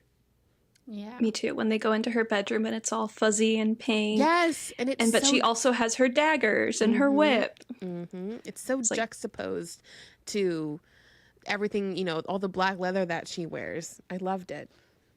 Yeah, I grew to be obsessed with her. In the beginning, I remember I was like suspicious that she was with Jace, and so I was like, do I like her? Because is she going to be with Jace? Well, because also we were trained to think that, the girls weren't allowed to like each other. Like, they weren't allowed to be friends because they were vying for the boys' attention. And I'm so glad that wasn't the case. This is another reason she's pretty, why so she must be mean. Yeah, exactly. She's very pretty, so you think she's going to be a mean girl, and then she takes Clary on her wing immediately, and they start a friendship. And that's another reason why these books were like so ahead of their time. It's like she's breaking all these classic stereotypes of the early aughts with her stories, and it's just so much fun to reprocess and realize that like she started this wave in that bubble. Yep. And it's great. That's why their books are so lovable. When did you think like when you fell in love with it? Either of you guys? Katie, you go first. So going off of Izzy, it was that specific scene I remember where Clary is complaining about how she's so short and small and skinny. And then she's like, Izzy is so beautiful and curvy and tall. And I think she's talking to Jace or Alec, and they're like, well, I bet she would trade places with you in a second. Like, I bet she hates her curves. And that was really mind-blowing for me. I was like, wait, pretty girls have problems? I was like, they have insecurities too? Like, the grass is greener. I don't know. That was just a big moment of like almost body positivity for me. Like, everyone's beautiful. Everyone feels bad about themselves. But just like, I don't know, there's beauty in all body types, and it can be celebrated. That's also so like, again, that's also so different in this book that they point stuff out like that. That was, I just didn't realize any of this at the time, though. Like, none of this struck a chord with me. I feel like I really fell in love with the series when Jace and Simon started being friends at the end of City of Ashes. Like, I honestly think that's the moment where I was like, this is amazing.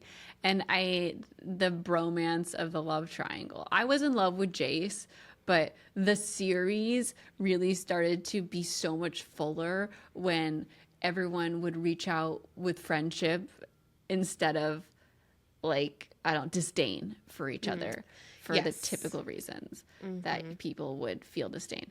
Like the reaching out your hand, kindness approach to just living life rather than being angsty and turning your shoulder and being like, oh, that person's annoying, because that was the typical YA feel. And yeah, I'm just so thankful that Stephanie Meyer blurbed this book, Blurb City of Glass, and brought me in. I mean, do you think Stephanie was like I mean, it was already gaining popularity, but do you think Stephanie was partially the reason why it became so successful? I feel like it did have a big effect on a lot, because Twilight was peak at that time. Yeah. So it brought in a lot of people because of the blog, and then because of the blog, like that podcast I was listening to only read it because of Stephanie Meyer's blog too, you know, because they were Twilight podcasts. I don't know. What do you think? I mean, 2 out of 3 people on this podcast read it because of her. So yeah, I think it shined a light on it, and it would have maybe found its audience eventually because it's so good. But how would we have found it is the question. Yeah. How long would it have taken? Because they weren't, I mean, there's a lot of series that were very successful after Twilight, but I feel like City of Bones was the next one that had like that big romance aspect where it wasn't a dystopian, you know, because it was like Twilight, Hunger Games, The Mortal Instruments. But I feel like I found The Mortal Instruments even before The Hunger Games because it came out in like 2010. And then we had like Divergent and all of that, and I feel like it was just like right time, right place, with the right amount of, you know, with the right people backing it. Yeah, I think it was probably the perfect market, and then with that Twilight push, just kind of took it over the edge and really brought that audience over. Mm-hmm. I would be interested to know if anyone listening if they read it because of the Stephanie Meyer blurb or how they found it. Yeah. Let's touch on fandom really quick before we move into Mary Kiss Cliff, because this was like, I feel like my channel was flagship for the Mortal Instruments, so I feel like that's how I everyone said they read them because of you, Christine. Yeah. Wow. Okay. Well, that's cool. I mean, that's what I mean. So I was like the Mortal Instruments girl online for a while, and I covered like all the casting for the movie. Like, yeah, that's true. Jesse's first video he saw of me was like talking about the City of Bones cast. Yeah, like, that was such a good film. I mean, a good video. Thanks. I remember not all of them being good, but opinionated. As we went along, like by the time the movie came out, I was like peak, like making videos constantly. It was like my year at home just trying to grow my channel. So I was covering everything. I covered the Hot Topic drop of merch for the City of Bones. What an exciting day that was. I wanted to buy everything. Like, what a relic. Izzy's dress. I have that dress and I forgot it was Izzy's. Like, just thinking about it now. Remembering I had it. I need to rewatch this video now. The memes. Yeah, the memes. Like, I just remember, like, I did like a 25-minute video just talking about everything. I just put it up immediately because I was like, this needs to go up now. I gotta cover the drop. My mind goes to, wow, Hot Topic really like sold some stuff because of you. Did they even reach? Like, they didn't even probably reach out and said thank you. Like, they what the didn't. fuck? They didn't even know probably that I like told everybody about the merch the second it dropped. I wonder where all these that free sales are advertising coming from. Oh, I don't know. I didn't even think about that. Every trailer, everything, I was like there. When Alex Pettifer was rumored to be cast, I was like, that man was everyone's fan cast for every character. I did not like him, I was like, no, he can't be Jace. He was mean on the set of like I am number 4 or something. I feel like that is like you covering all that. I was over here working on Page to Premiere, and that was me trying to be like like fan site girlies who got to go to the set and all of that. And I think Kimmy, who ran to Page Mirror, went to the set of the Mortal Instruments. I was like, no, like, I'm like, I want to go. And I was like the one covering and doing like fan casts and things like that and writing all these art. Like I was right there alongside you, but I was on the blog side of it. Yeah. I was very involved on Twitter and talking about it. And I'm like, oh my gosh, yes, I'm finally older. Like I can be more involved. Because I remember picking you up for the first time when we met in 2013 and being like, I'm going to a screening of the Mortal Instruments. Like it was the first like press screening I got to go to. I was fucking 18 years old. Oh my gosh. That's crazy. Cool. Yeah. So cool. I remember I was in England when the movie dropped and I had to wait till I flew home to see City of Bones. Oh, yeah. And I saw like a 10:30 a.m. show and I dressed up and went with my mom. No one was in the theater except us. That's amazing. But had a good time, and I went immediately home and recorded my video and edited the rest of the. I remember. day My away. favorite part of the fandom, honestly, was I loved like all that stuff leading up to the movie coming out was so fun, and then the movie came out, it was like, oh, great. And then when City of Heavenly Fire was coming out, and everyone was looking for the book early, like someone's found it Yes! early. I don't remember who Yes. it was. No, Walmarts were putting them out early. So I kept checking my Walmart, and every day it was like, will I see it? Will I see it? And I did find it right before BEA. Yeah. And I was like, 2 I'm gonna days go early. find it too. Like we all Yes. made videos about it. Yes. Yeah. I it was one of my first like Instagram videos when Instagram, you could post a video. And I like walked into the aisle and there it was. I remember you like texting a picture to me, and I'm like, what? It was just so glorious. Now we know that like it's not great to buy the book before it comes out because it's not good for the author. So wait. I mean, till the but we were release week. creating the hype for it.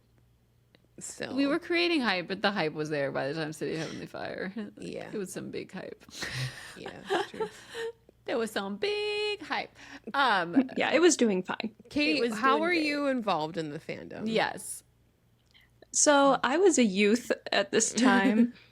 I was like in middle school, and I would sit in our basement on our family computer, like listening to the staircase, making sure no one was coming downstairs.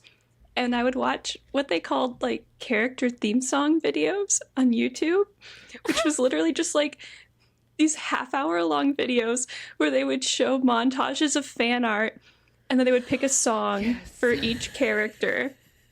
And I did this for this series, for Percy Jackson, for Hunger Games.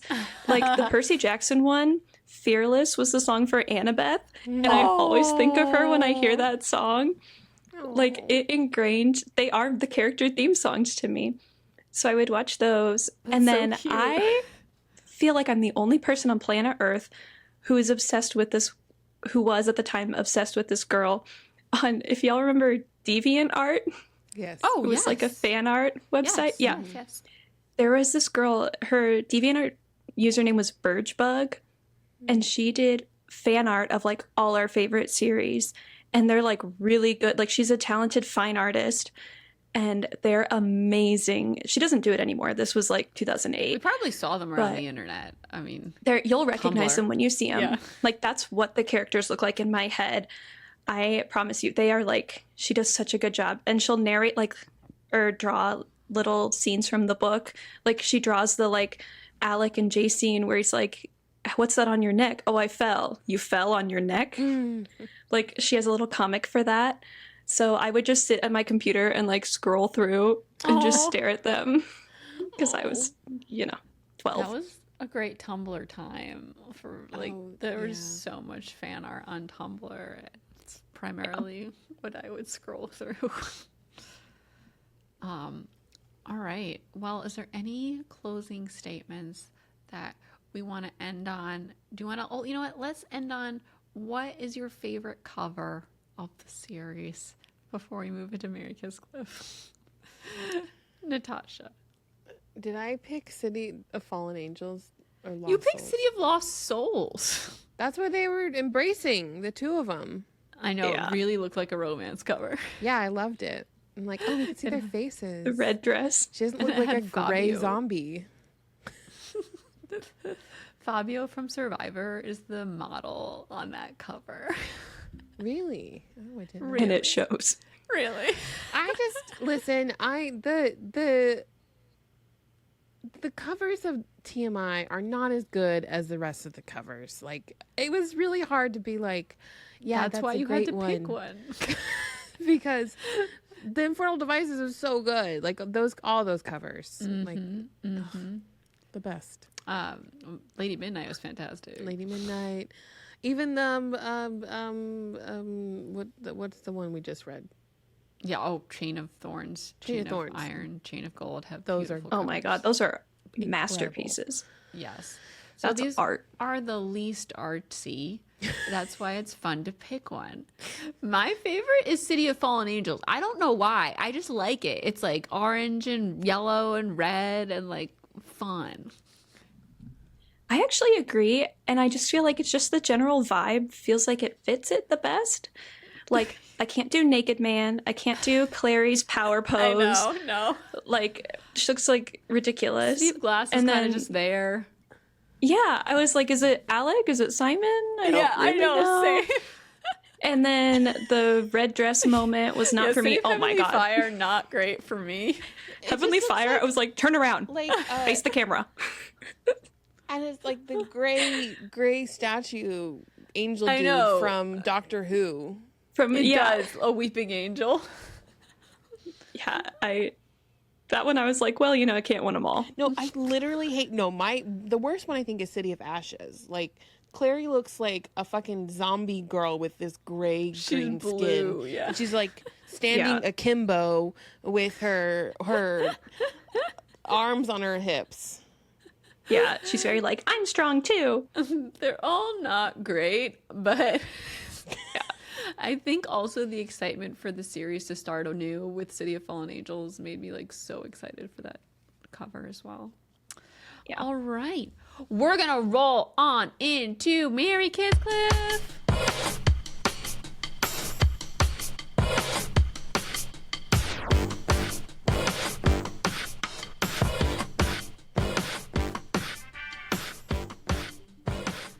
All right, y'all. Today we have Magnus Bane, Frodo, and Simon Lewis. Natasha, what you gonna do? Why did you pick two Moreland Schmidt's characters and Frodo? Because Frodo felt like he went along with the crew. Oh. Well, I don't know. Katie, do you know what you're gonna do? Oh yeah, this one was a no-brainer. Really? Absolutely, kissing Magnus Bane, Oh. marrying Simon Lewis, and Frodo. He deserves to be laid to rest. He's had a rough life. I'm doing the same thing. I am gonna marry Simon because he's so sweet and funny and great. And Magnus, he is with Alec, and like I feel like he's more of like a kiss and then be friends sort of situation. I want him as like my father figure, so it's weird. It's weird. It's weird. He could have me with Alec, and then we'll visit and babysit the kids. And then Frodo is going to be pushed off the cliff. I'm having an internal battle because A crisis of faith. yes.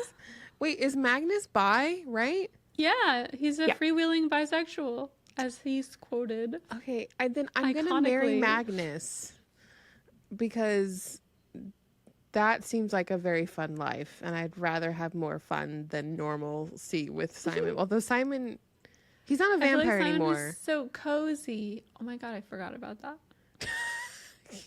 I forgot. If he was a vampire, then yes. Okay. It didn't matter to me if he was a vampire or not. He's a knew we'd shadow get hunter along. now. Okay, Simon, I guess I'm gonna kiss, and then I will cliff Frodo, because, yeah, you're right. He deserves his rest. And he's too small. Like, All right. it would be like kissing a child. He has those big feet. Not body shaming Frodo. Hey! Sorry, I didn't mean it in a body shaming way. Not that big ass feet. He's got clown feet. They're probably smaller than ours. Like, oh, well, are they? Are they Yes. just our size?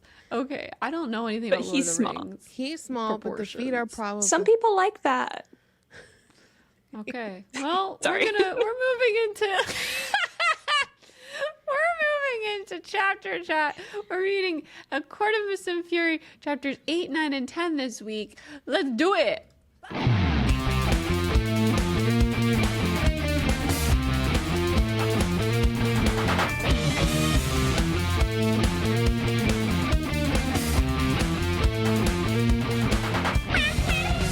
Okay, I don't know if anyone knows this. Hold on one second. In that What? song, I always forget, but you can hear Cole going like, wow! in the beginning. Yeah, could you not hear it every time? Wait, be every quiet. time. Oh, is that him? Yeah. Oh, shit. Yeah, just for a second, but I hear it. It sounds great. It really gets us into it. It's like that 1, 2, 3, 4. All right. I just like imagine him sitting on his Cole. Heather, my best friend. I just imagine him sitting in his desk going like, wow! He nailed it. Yeah. Okay. Nailed that way. Walk I'm us leading- through chapter 8. I'm leading chapter 8. Okay. So. Oh, that's right. Okay. So Feyre is back with Tamlin, and they have like a day to reconnect, and they walk the grounds and have sex in the tall grass. I'm like, that sounds not fun. In the tall grass with the bugs? Yeah. No. Ticks. You guys are going to get ticks. Ugh. And then immediately Tamlin has to go and do the tithes for the week. And Oh, yeah. he comes back for like a day and doesn't really talk to her, tell her much about like the happenings, and because of course she had to stay and not go because she needs to be kept. Wait, wasn't safe. the tithes at the castle and they had to like come up and present him with gifts, like taxes? Yeah, but he had to go.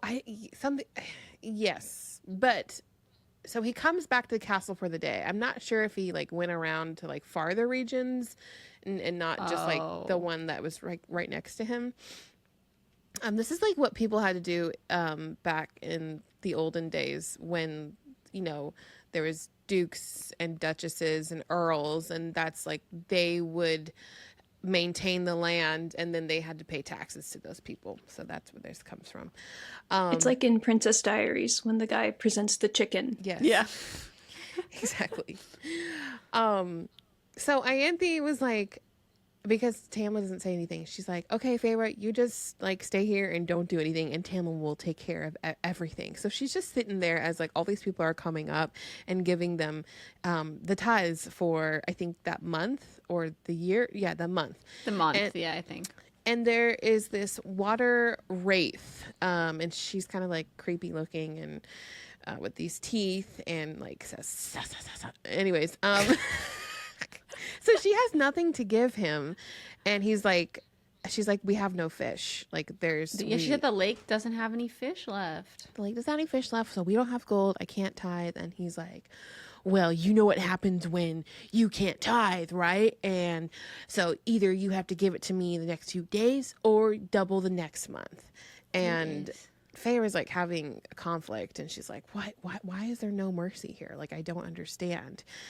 I found it also interesting that like as more people are coming up, Ianthe is like clutching her jewels as if Yeah, they're going to steal them from her. steal them from her. Like, oh my God. Yeah. And it's just he's such like, a... It's so archaic how he's like, when Feyre is like, why do we have to do this? We don't need that. And he's like, this is just the way it's done. It's the way my dad did it. And it's the way my son will do it someday too. Yeah. We all know someone like that. Fuck the patriarchy. Okay. So she goes and follows the water wraith and is like, here's my necklace, here are my earrings, like, please take them and come back with jewels like the next time. So she gives them to the water wraith girl. The information, of course, gets back to Tamlin, and that's where he's like, this is the way we've always done it. And Tamlin, like, Lucian is trying to, like, help her out, or like, and he scolds Lucian at the table, and he just, like, cowers. And Feyre's like, what the heck? Yeah. Lucian, come on, what are you doing? Like fight back. And she's like so emotional that she ends up in Lucian's mind, like kind of what she Reese feels does. like a spear of her power going over to him, and then she sees through his eyeballs and feels his like thought patterns and memories and stuff. Yeah, and she doesn't know if Lucian actually feels her in his mind. And then after like this eruption at the dinner table, she leaves, but she left burnt handprints on the table. Oh yeah. Also, the wraith that we're talking about, she says she'll never forget this after Feyre gives her the jewels to feed her family. And everyone's calling this wraith a glutton. They're like, they're famous for just eating everything and That's in chapter never 9. having any self-control. Is it? Yeah. Oh, I thought that's when he was yelling at her. Okay, sorry. But yeah, I mean, also, Tamlin does say stuff like that, but Alice just He's like, confirms I'm not it. just going to give her handouts. yeah. He just sounds like a big asshole. And she's like, we're starving. And I think she shows up later on when we're in the summer court or something, and she helps everybody out. She says, I won't forget this, and neither will my sisters. Yes. And it's a classic Sarah J. Maas, like, one act of kindness has a ripple effect. All right, are we into chapter 9 then? Yes. Yeah. Katie, walk us through. All right. So I get to talk about chapter 9, which opens with Alice doing Feyre's hair, or I think she's brushing it or something. And she's chatting about the water wraith and how everyone knows what Feyre did. And she's kind of like, personally, I wouldn't have done that, but they won't forget. So, like, good for you. Couldn't be me. And Feyre's just kind of like, I mean, I feel like I did the right thing. Like, she won't starve. That's a good thing, right? And so then she goes to chat with Tamlin, and she sees this present on his desk, and she talks about how there's a fat pink bow on it. And I was like, wow, you really don't get Feyre, do you? And it's like that classic abusive cycle of like, I'm going to scream and say and do these terrible things, but the next day I'll buy your love and say, oh, I'm so sorry. I'm so sorry. Never again. I'll try. Give me a second chance. And Feyre's like, okay, like, I guess, like, I don't really know any better. And like, she opens up the gift, and it's this paint set, and it's on paper. That's a good gift because, yeah, Feyre likes to paint. Of course, this paint set is so nice, but it's kind of symbolic of how Tamlin has lost touch with who Feyre is after Under the Mountain. He wants her to be who she was before, the helpless human who relies on him for everything. And he just doesn't understand that painting has a new meaning for her and that she's still struggling with the trauma of it and healing from it. And so she's like, oh, thank you. And he's like, do you not like it? And she's like, no, it's just, And he's like, I thought it would be, he's just trying to play very tame and like, I'm a good guy. I swear, see? Isn't she like, will I even be able to go where I want to paint with this traveling set? Yeah. She's like, what am I supposed to do? And he promises like he'll ease up and just a few less guards, but still a guard.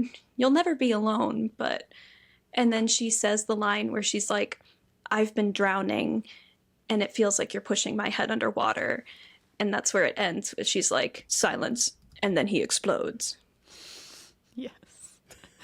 Then he fucking explodes. So yeah, I feel like this trio of chapters is, I kept like thinking of the song Paradise by the Dashboard Lights. That was like, do you love me? Will you love me forever? And there's this part where there's like this baseball scene, and it's in the song. It's about like going to all the bases, like, and like, getting to like having sex, and like she's like, wait, we can't have sex unless you say you're gonna be with me forever. But this, I feel like it's like the going gone of like the relationship with Tamlin. Like we're in like hitting the bases to get out of there in my head. So I just kept hearing the song as I was listening to it. So this is it.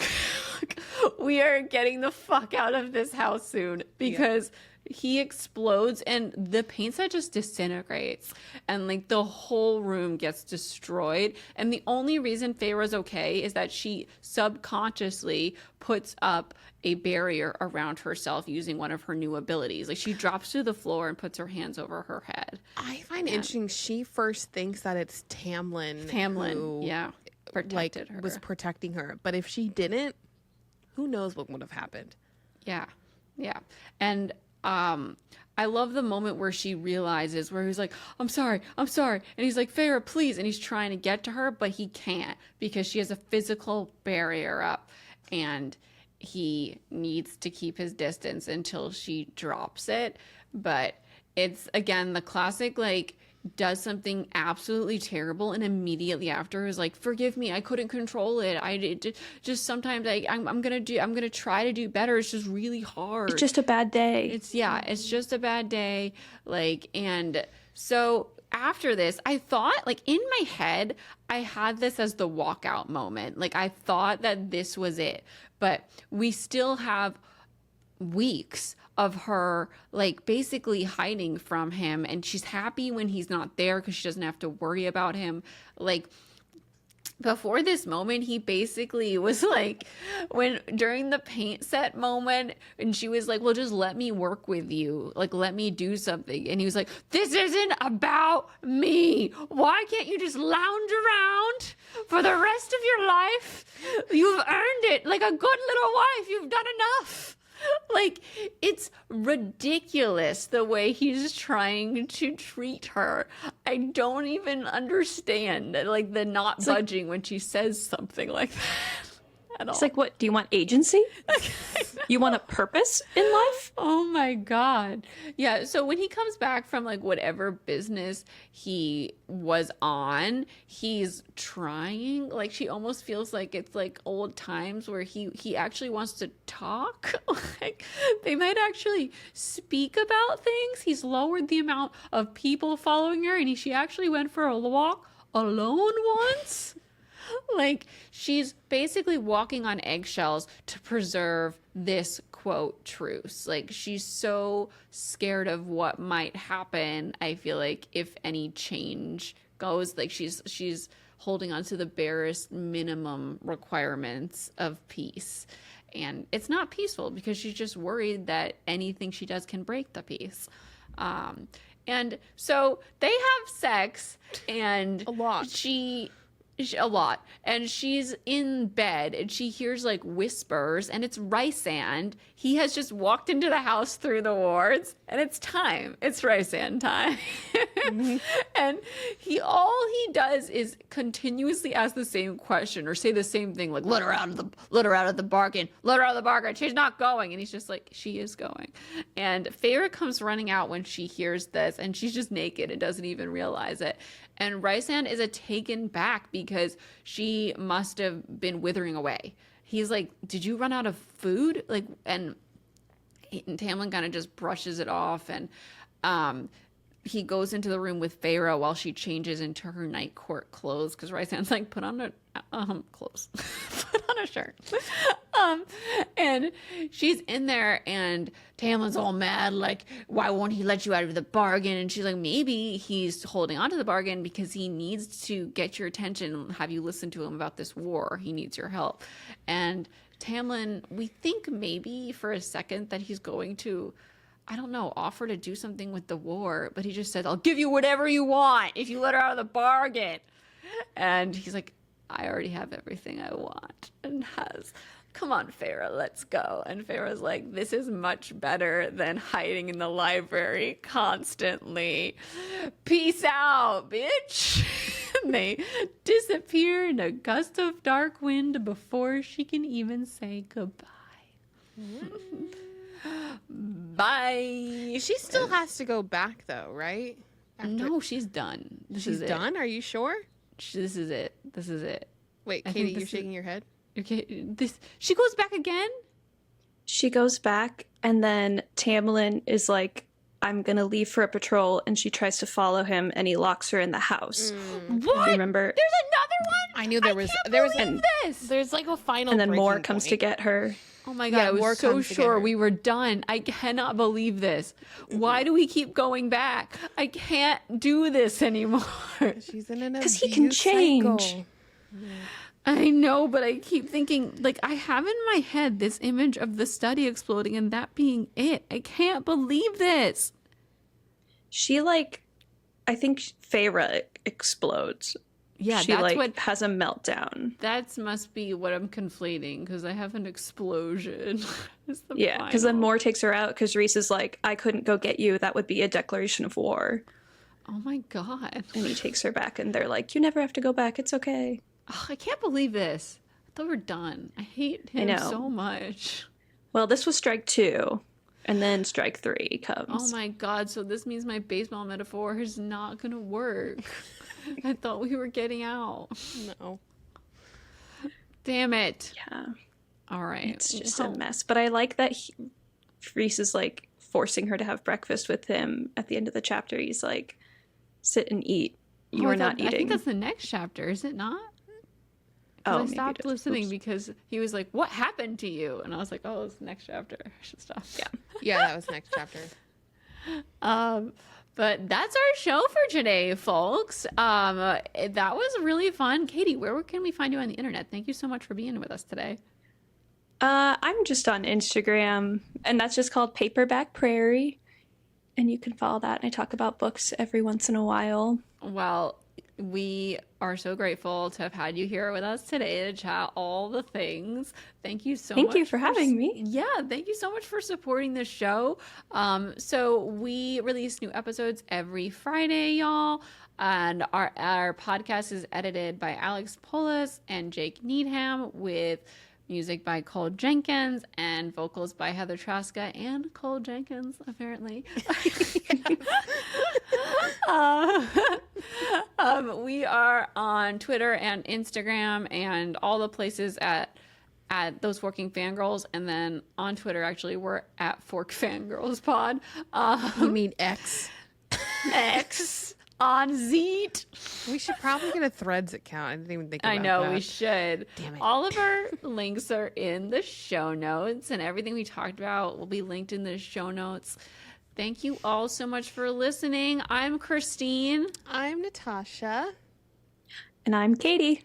And that's our show. We're off to record Fangirl Tea Time for the patrons, y'all. See you next week. Bye.